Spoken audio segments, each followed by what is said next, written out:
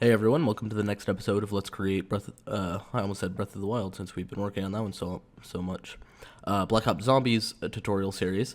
If you haven't seen the first episode, I recommend you do, since the aimed on sights mechanics will be built around that one.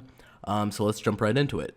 Before we get started, go into the project settings and set the near clip plane to 0.1. That way the guns won't clip into our camera when we're aiming down sights, and the engine will have to be restarted before this can take effect. So we're going to open up the AR4 skeletal mesh, create a socket on the root called ADS_socket with a capital S. I'm only bringing up naming because we'll have to type it out later and we want to make sure it's spelled the exact same.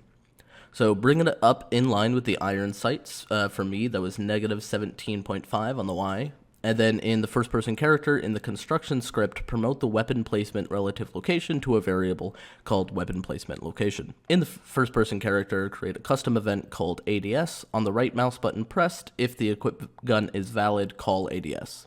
We also want a boolean if we're ADSing, so create that, and set it to true after we call the event. Off of the ADS custom event, create a timeline with the time as 0.15. That'll be the time it takes to aim down sights. And then make a float track with values going from 0 to 1 with auto interpolation. Off the update of that timeline, we're going to set the weapon placement's relative location so we can bring it up to our camera. We're going to get a lerp from the location. A is going to be our weapon placement location variable. B is going to be the equipped weapons gun mesh. And then we're going to get the socket transform, and we want to put that into bone space. We're going to split it, get the location, break that vector, and we're going to make a vector from B, and we're just going to plug Y into Z and set X to 10. This is going to bring our gun up to be in line with the camera, and then we're setting the X for how close we want the iron sights to be for the camera, which will change per weapon. But before we do that, we want to create a custom event called unads. I don't know if there's a more proper term for that.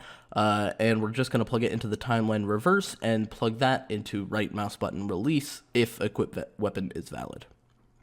And then after that, set is ADS to false. So let's go into the weapon master and create a couple variables. We want one that's called ADS FOV. This is going to be their field of view.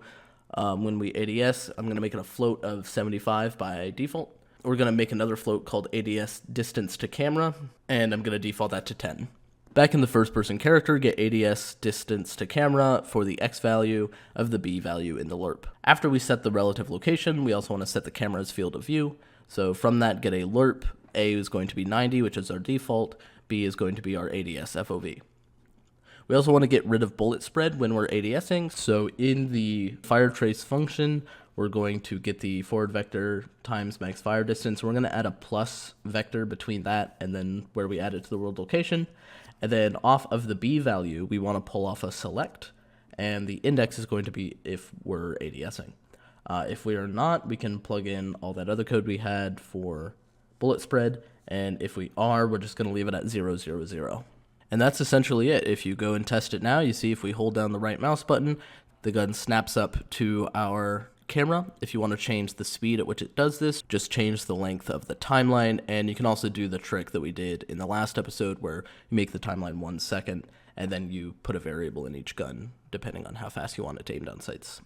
Alright, but you're going to notice on the other guns, it might not look as good as the first one, so here are the variables I used on the other guns for the FOV and distance to camera to make it look a little better, but of course in the end it's all up to you. Alright, that's it for this episode. In the next one, we're going to be adding ammo and reloading abilities, so stick around for that. Darling,